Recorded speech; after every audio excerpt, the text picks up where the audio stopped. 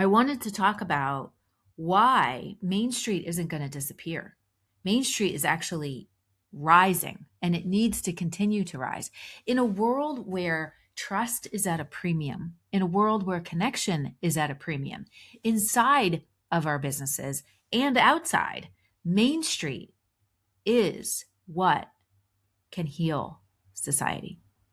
Main Street is what can rebuild communities. Main Street is what can really bring forth creativity and innovation that we need to further ourselves as a society.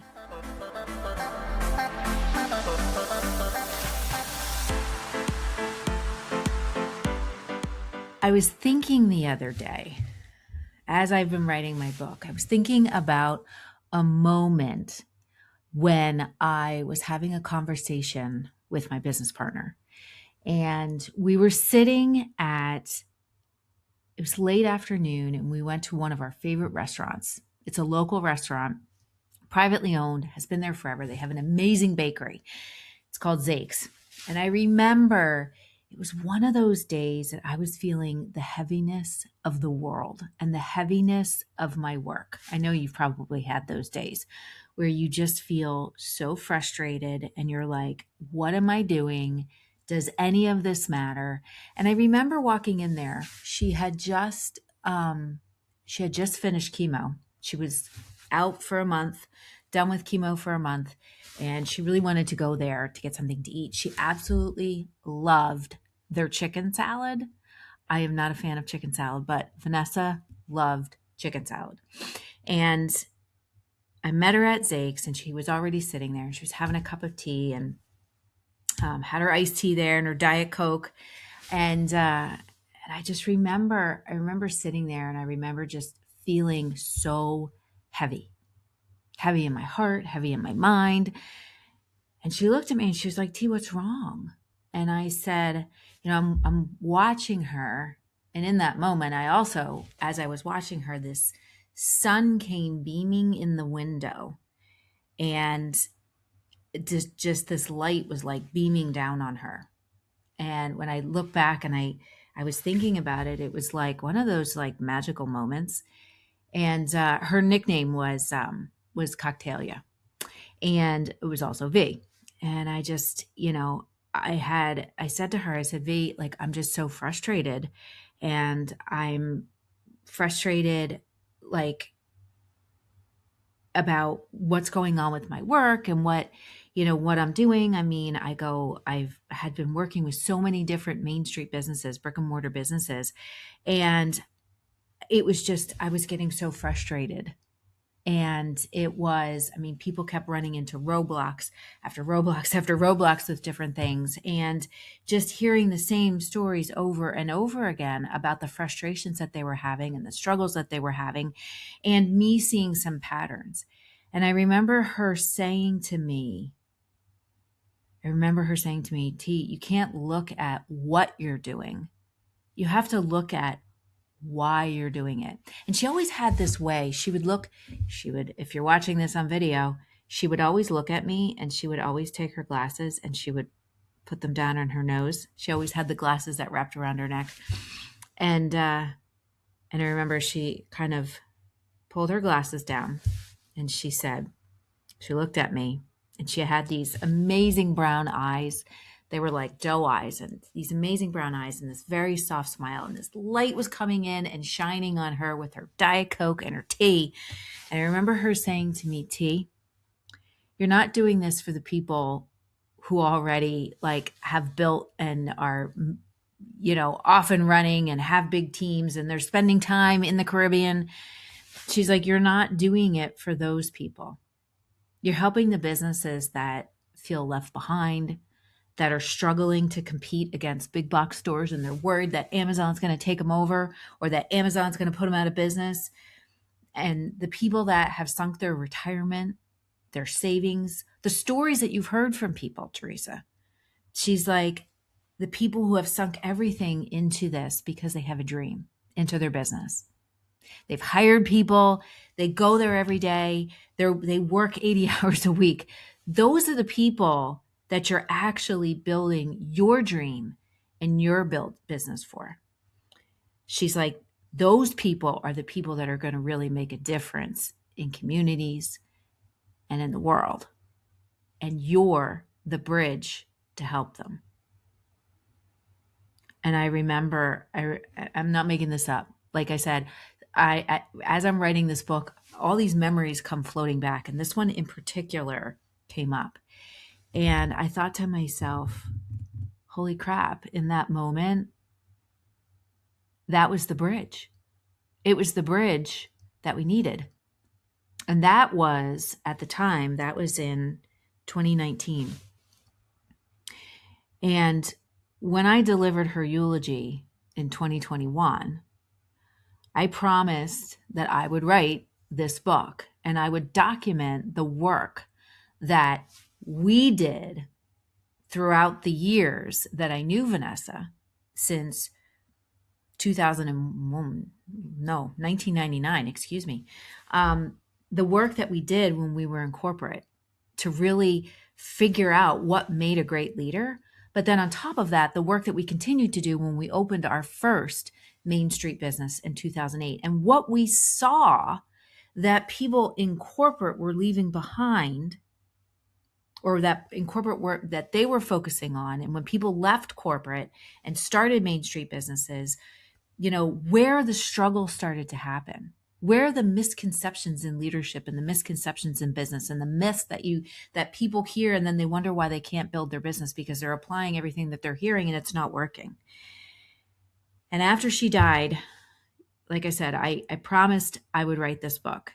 And in fact, the line from the book, when you get it, when you read it, says, "As I lifted my head to speak, tears streaming down my face. I hadn't slept in weeks. I wasn't sure how I was going to face the world without my sidekick, how I was going to continue to build Main Street businesses without my sidekick." And I remember in that moment, as I took a deep breath, I heard her voice say, "T, you got this." So thank you for joining me for another episode of the C-Suite Mentor, which is soon to be called the Main Street CEO. Stay tuned for that. And today we're talking about why that bridge, why Main Street isn't disappearing like so many people talk about, how it's actually rising and what it's going to take. We're talking about this right now.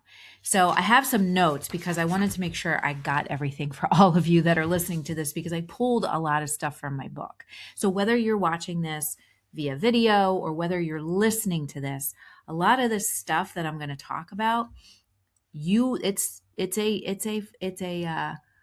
a what's the word? A foreshadowing of what you'll read about. And as I said, and as Vanessa and I talked about, we wanted to document, not just tell you what to do to build your business and fix your business, but we wanted to document what we saw in corporate, what we saw working for big, giant corporations, and how that then translated to Main Street, to these brick and mortar businesses, to these founder-owned, founder-built businesses. And people think that Main Street means small. And the truth is, it doesn't. The truth is that a Main Street business could be a multi-7 or 8-figure business. That's the truth. People don't realize that.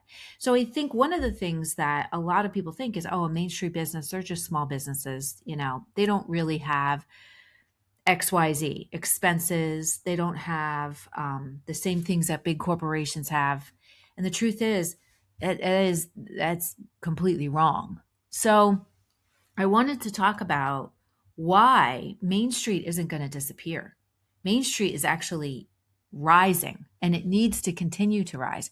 In a world where trust is at a premium, in a world where connection is at a premium, inside of our businesses and outside, Main Street is what can heal society. Main Street is what can rebuild communities. Main Street is what can really bring forth creativity and innovation that we need to further ourselves as a society.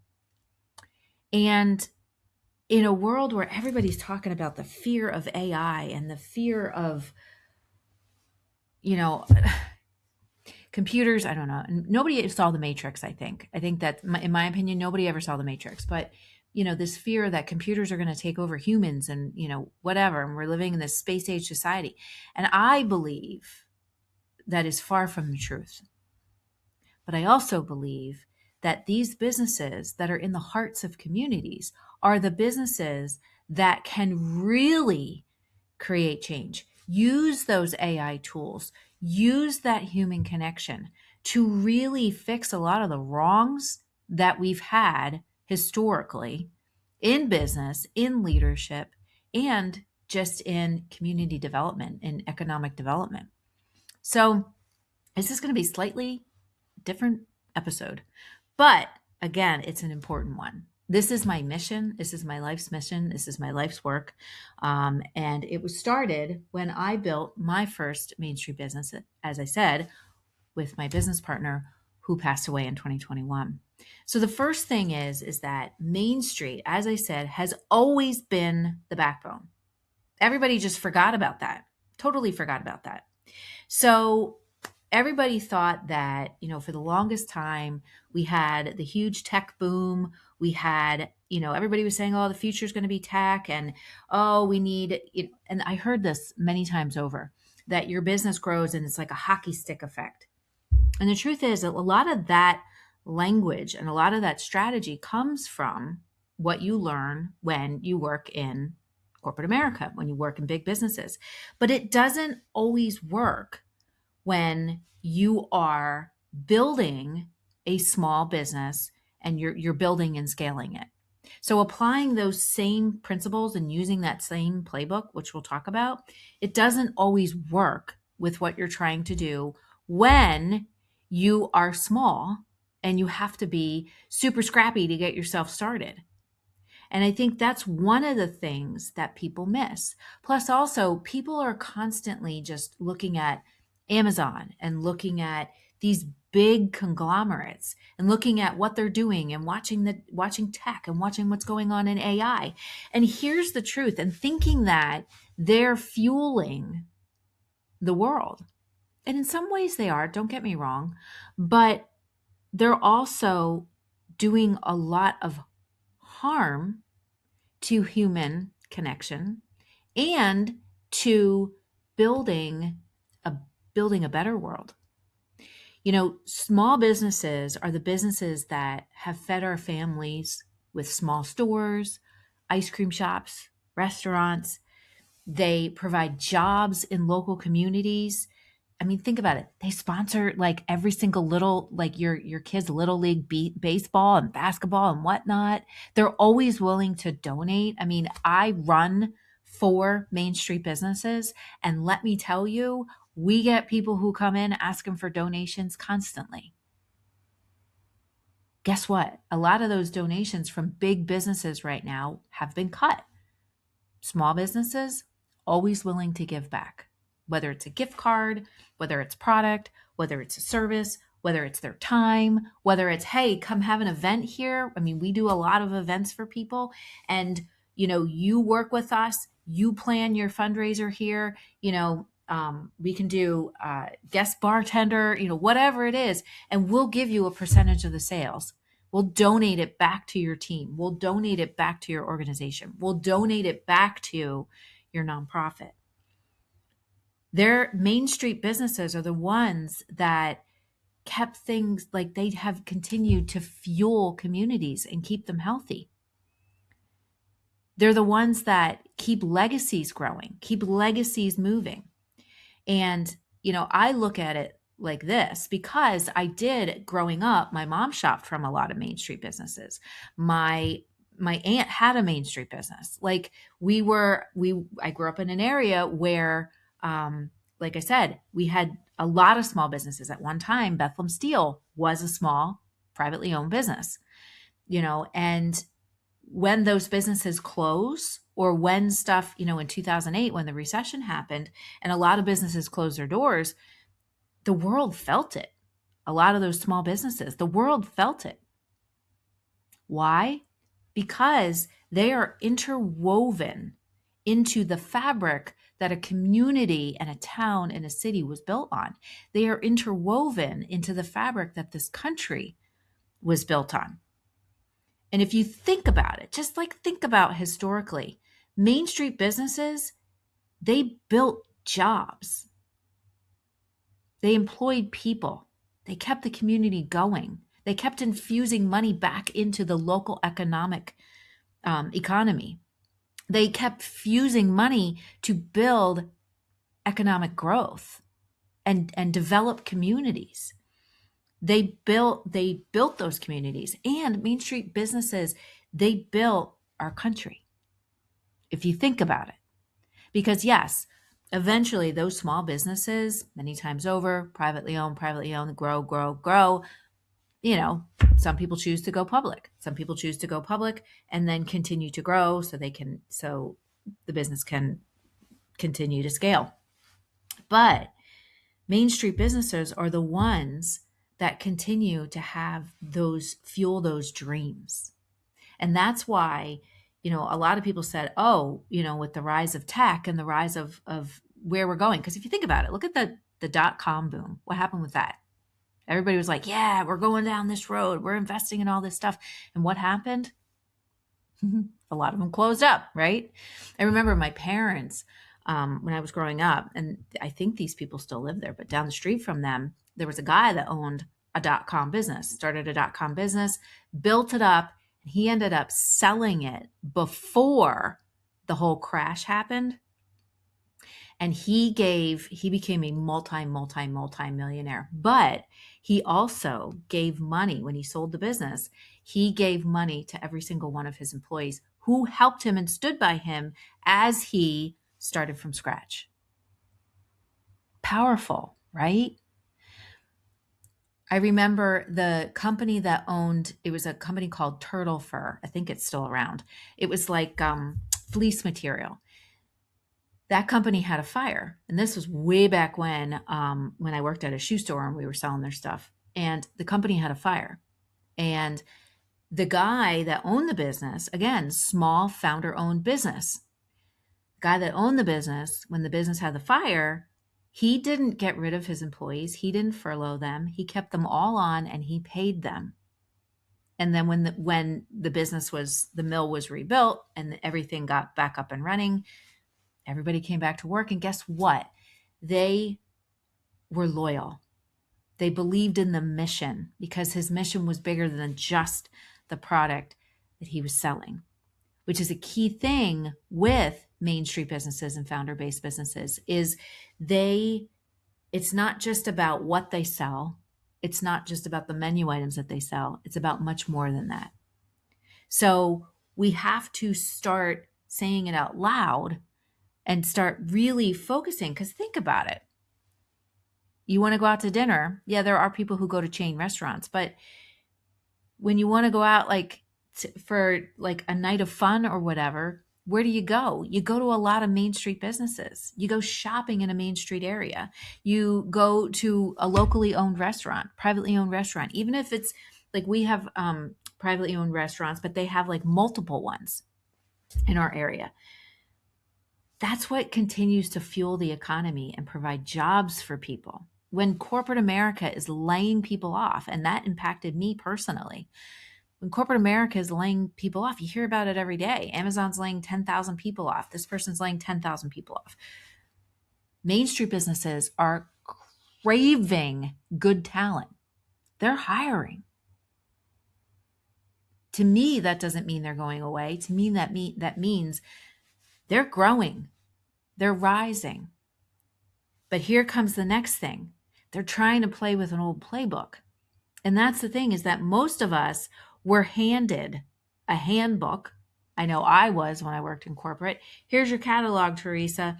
Here's like, you're going to talk to these researchers, go, or somebody was handed, this is my biggest pet peeve when I work with founders, is that they're like, oh yeah, we have a handbook and we give it to our people because that's what they're told to do. Because if you think about it again, that's what you're given in corporate America. Here's your handbook, go watch your videos, and then you'll know what to do.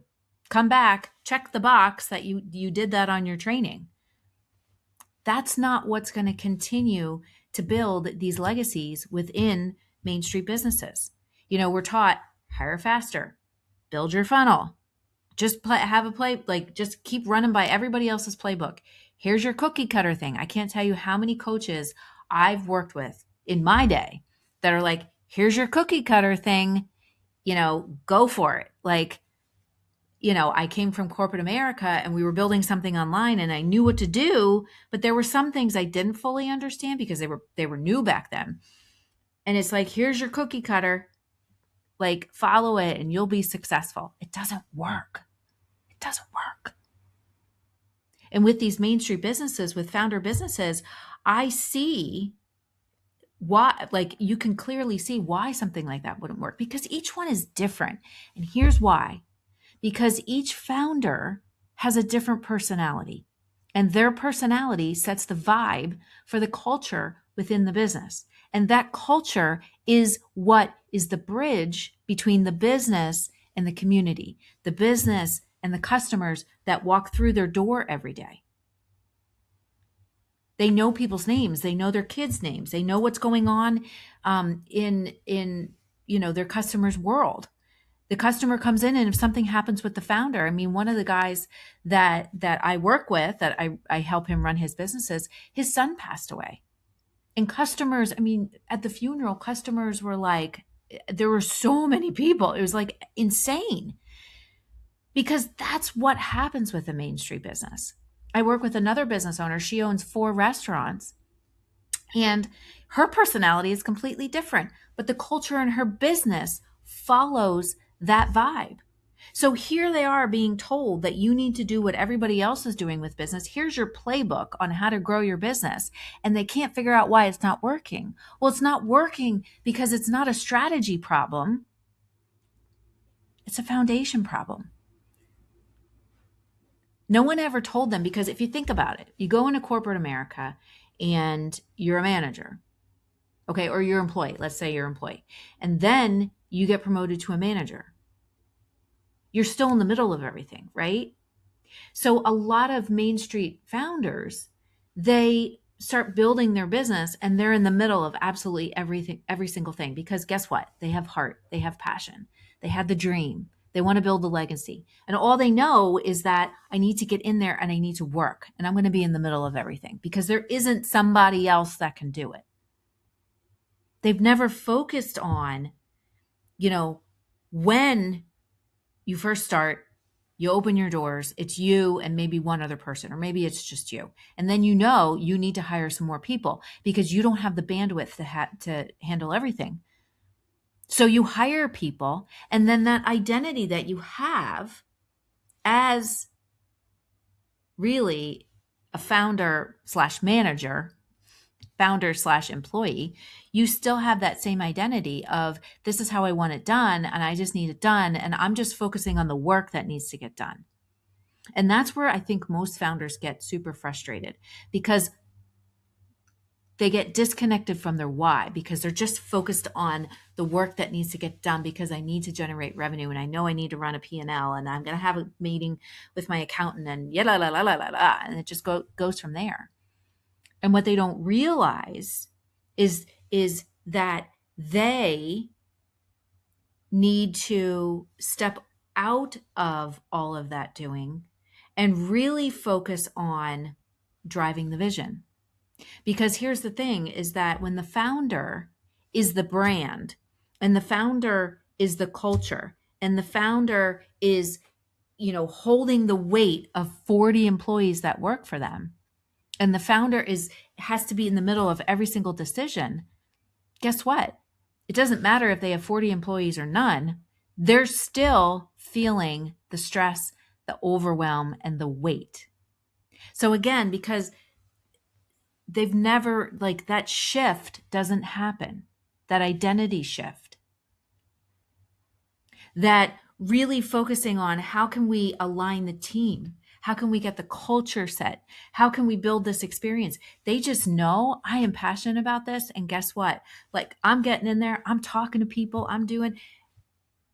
And what they don't realize is that when your business starts to grow, you have to start to grow. And as you grow, you need to step back from that. Right.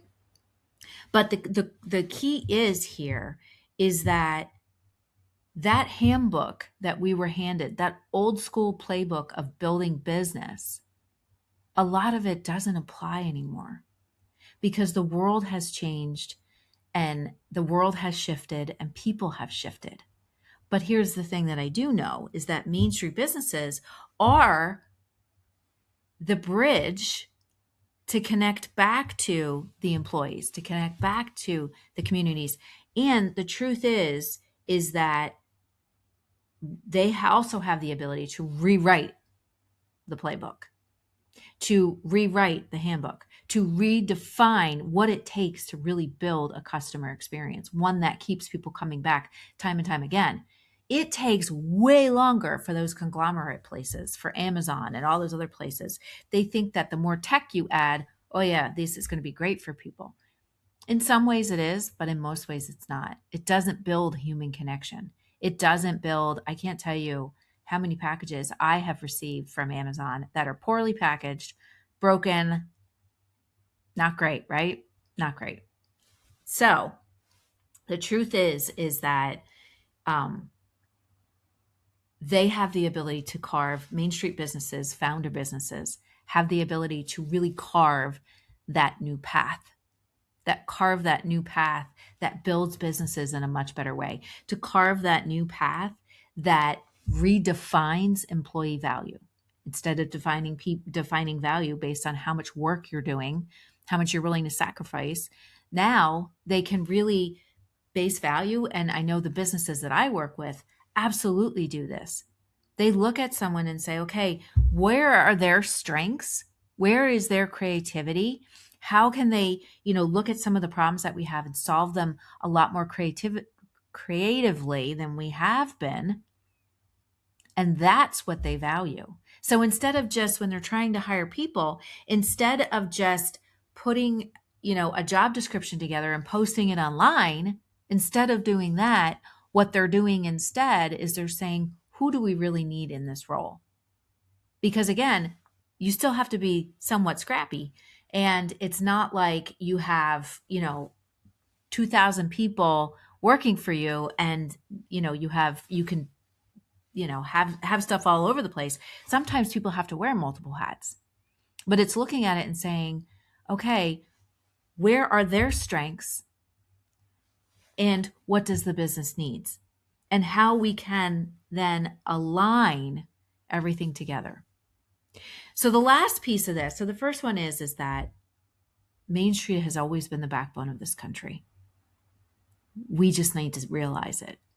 We need to support them and we need to realize it, because without them, this country is not going to grow. Without them, we're going to continue to go backwards. And without them, communities and societies are going to continue to suffer. Economic development can't happen without them.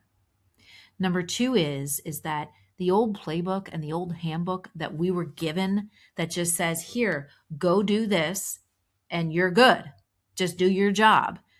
That can't exist anymore, because again, Main Street businesses are that bridge between the outside community and the inside of their culture. And the third piece is that the rising always starts from the inside, whether it's yourself or whether it's your business. It always has to start from the inside. And so much people think, oh, I'm going to grow my business. I'm going to, my business, this rising, it has to come from outside, it has to come from someone else's opinion, has to come from revenue, has to come. And that's why I said, when businesses come to me and they're like, Theresa, we're struggling. And I look at it, it's not necessarily a strategy problem. Many times over, there might be strategies that we need to fix. Absolutely. But many times over, it's the foundation that the business was built on. lack of team accountability, or even having people in the right places, having the business owner be in the middle of absolutely everything, which completely devalues the business. Having the business owner be the brand only. So if the business owner goes away, there's no brand, right? So really rewriting that playbook. But sorry, the rising starts from the inside. Forgot what I was saying. The rising always starts from the inside. Always starts from inside of us, and that takes into account that that identity shift. And like I said, I have worked with coaches. I can't even, if I said it out loud, like I've spent hundreds of thousands of dollars, hundreds of thousands, if you're listening to this.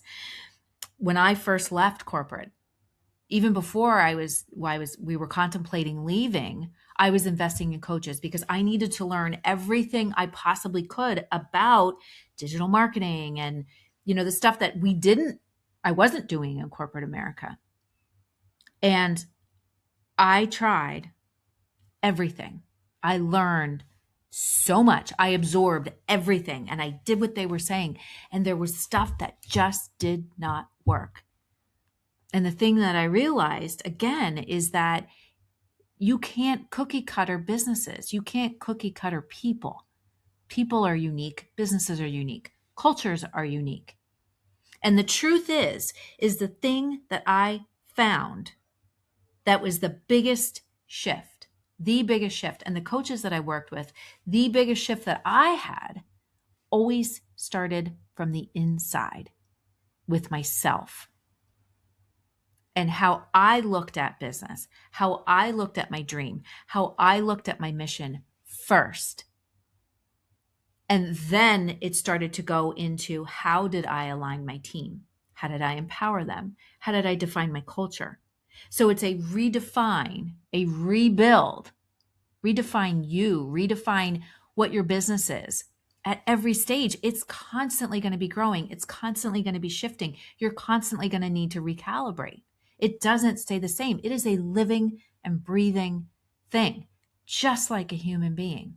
But the fact is that we don't treat it that way. We treat it like it's this, we treat it like it's just a frame. We treat it like it's a frame. We treat it like we're just going to put more rules, more policies, more procedures, more all of that functional stuff. And that's all important. Don't get me wrong, it is. But what we forget is about the thing that really fuels a business, which is the substance, which is the energy, which is the vibe. That's why it needs to start from the inside. So if your culture is broken, your results are going to be broken. If your processes are broken, your results are going to be broken. If your team is frustrated, your results are going to be broken. And as I said I said this to somebody yesterday that I was training. We were working on finance training and doing financial analysis.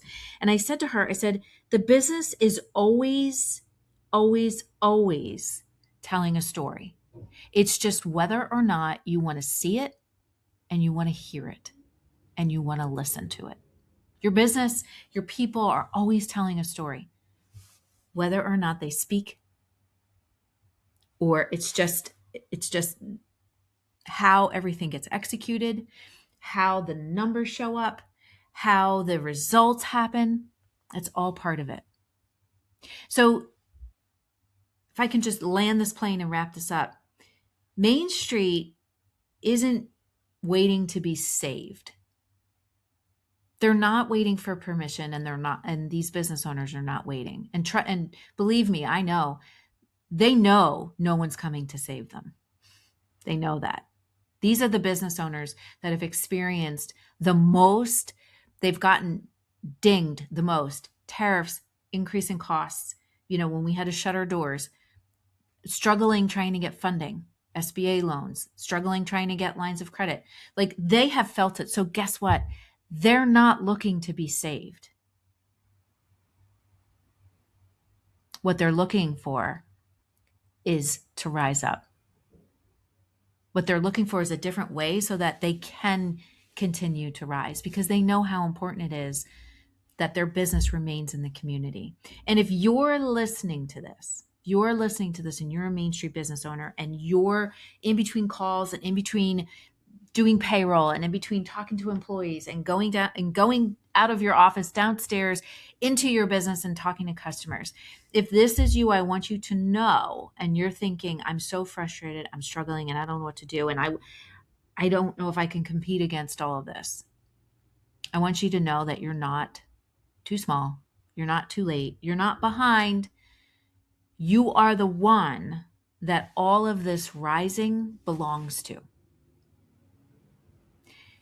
And the truth is that now more than ever, we need to start building from the inside out so that we can rise up and be the bridge that society needs.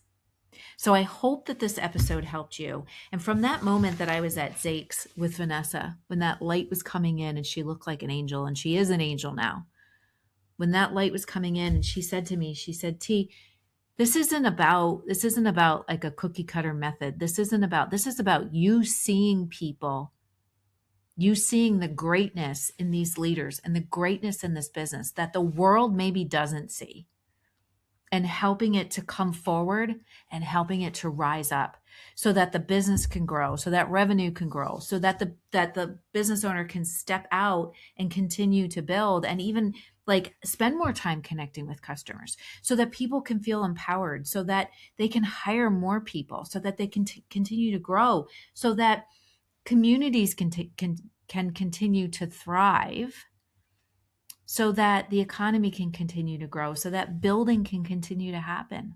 But it can't happen if you quit. And if I didn't listen to her in that moment, I wouldn't be here with you today.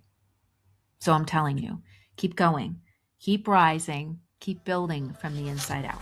I'll see you next week.